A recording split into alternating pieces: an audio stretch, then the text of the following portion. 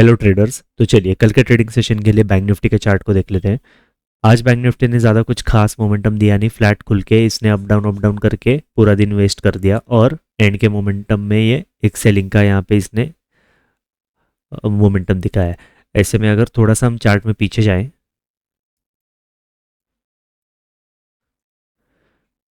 तो इसके एक दिन पहले जो मोमेंटम हुआ है काफ़ी एक फास्ट बाइंग का मोमेंटम हुआ है। उसके बाद आज मार्केट साइडवेज हो गया और एक सेलिंग दिखाई है।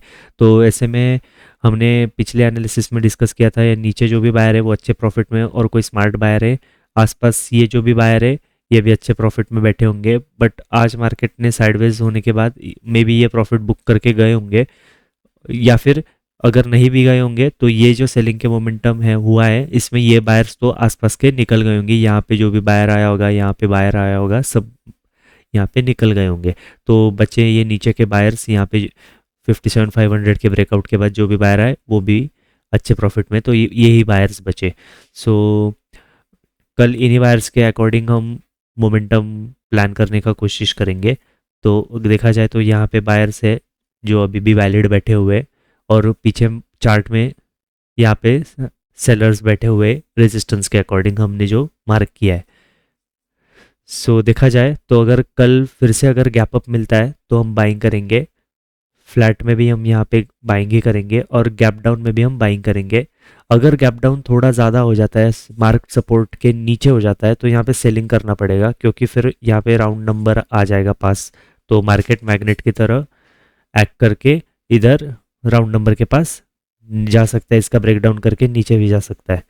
तो थोड़ा अगर गैप डाउन बड़ा खुल गया तो यहाँ पे सेलिंग करना पड़ेगा, बाकी तीनों कंडीशंस में हमें बाइंग करने का ही प्लान है। ऐसे में अगर हम निफ्टी 50 के चार्ट को देखें, तो आज निफ्टी ने कहीं कहीं ना कहीं एक अच्छा मोमेंटम दिया स्टार्टिंग में, 11:30 के आसपास यहाँ तक अच्छा मोमेंटम हो गया। मार्केट इसके बाद कहीं ना कहीं थोड़ा सा साइडवेज हो गया, इसने एक बार ब्रेक डाउन करने की कोशिश की, तो मे बी यहाँ पे सेलर्स आए होंगे, सेलर्स को एक बार निकाला और वापस से एक अच्छा खासा सेलिंग दिखाई, और ये प्रीवियस जो लोअर लो बना है इसका भी मार्केट ने ब्रेक डाउन कर दिया। तो ऐसे में यहाँ पे फिर से सेलर्स आए होंगे जिनको मार्केट ने निकाला, ये सोच के ताकि उनको अच्छा रिस्क रिवॉर्ड मिले। तो यहाँ पे सेलर्स बैठे हैं। अगर बायर्स की बात करें तो थोड़ा सा चार्ट जूम आउट करते हैं। पिछले दिन का भी चार्ट हमने अभी लगा लिया, तो हमने एनालिसिस में बोल देखा था कि यहाँ पे नीचे बायर्स बैठे हैं, अच्छे प्रॉफिट में हैं ये बायर्स। यहाँ पे कोई बायर आया होगा, ये भी अच्छे प्रॉफिट में, यहाँ पे जो भी बायर आया होगा इसको मार्केट ने निकाल दिया।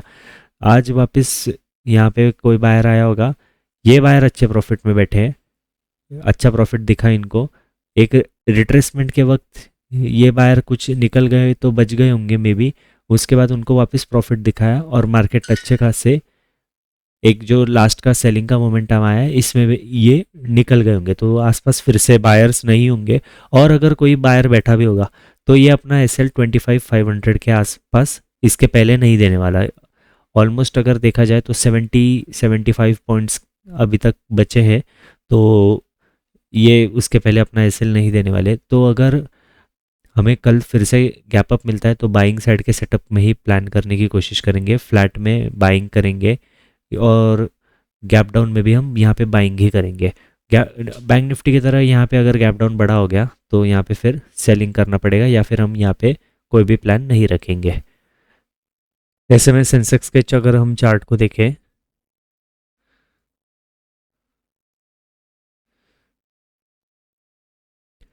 सेंसेक्स ने स्टार्टिंग की फर्स्ट कैंडल बहुत स्ट्रांग बनाई, फिर एक रिट्रेसमेंट किया, फिर मार्केट कहीं ना कहीं ऊपर बढ़ते रहा। ऐसे में निफ्टी की तरह इसने भी थोड़ा सा साइडवेज मोमेंटम कर लिया था। उसके बाद पहले मार्केट ये स्ट्रॉन्ग मोमेंटम में यहाँ पे बायर आए होंगे, ये बायर अच्छे प्रॉफिट में बैठे होंगे। फिर ये ब्रेकआउट के बाद बायर आए होंगे, इनको भी अच्छा प्रॉफिट दिख तो रहा होगा बट ये बैठे रह गए होंगे। बट तब तब तक जब तक मार्केट ने ये सेलिंग का मोमेंटम नहीं दिया। यहाँ पे क्या हुआ, यहाँ पे बायर बैठे, यहाँ पे भी बायर बैठे। जब ये सेलिंग का मोमेंटम हुआ इसने 83,500 का ब्रेकडाउन यहाँ पे नहीं किया, तो ये बायर थोड़ी देर के लिए बैठे रह गए होंगे, ये मोमेंटम में तो बैठे रह गए होंगे। बट इसके बाद इनको होप देके फिर से अच्छा खासा जो भी उनको यहाँ पे प्रॉफिट दिख रहा होगा, यहाँ पे उनको फिर से प्रॉफिट दिखाया मार्केट ने, और उसके बाद मार्केट ने इनको टारगेट करके 83,500 का यहाँ पे ब्रेक डाउन करके उसी के आसपास क्लोजिंग की। तो ये बायर तो निकल ही गए होंगे, प्लस ये जो बायर है ये भी यहाँ पे निकलने की कोशिश कर सकते हैं। तो यहाँ पे फिर से बायर्स के स्टॉप लॉसेस अवेलेबल नहीं है। नीचे जो भी बायर है पिछले चार्ट के अकॉर्डिंग वो अपना एसएल ये 83,000 को पकड़ के ही बैठे होंगे। तो जब तक ये लेवल कटता नहीं है 83,000 तब तक ये बायर्स निकलने नहीं वाले। सो इनके एसएल्स तो काफ़ी दूर हो चुके हैं, तो बचे ऊपर सेलर्स। ये सेलिंग के मोमेंटम में यहाँ पे सेलर आए होंगे, यहाँ पे भी कोई सेलर आया होगा। और ऊपर जो पिछले चार्ट में रेजिस्टेंस के आसपास सेलर बैठे होंगे ये भी अभी कहीं ना कहीं बैठे ही हुए। तो कल इन्हीं सेलर्स को टारगेट करके इन बायर्स के अकॉर्डिंग काम करने का प्लान है हमारा। तो अगर फ्लैट और गैप अप और गैप डाउन तीनों कंडीशंस में हम यहाँ पे बाइंग ही करने का प्लान करेंगे। कल निफ्टी की एक्सपायरी है तो थोड़ा सा संभल के भी काम करेंगे, क्योंकि कल निफ्टी एक साइडवेज मोमेंटम दे सकता है, अप डाउन करके प्रीमियम्स डीके कर सकता है। तो थोड़ा सा संभल के काम करेंगे।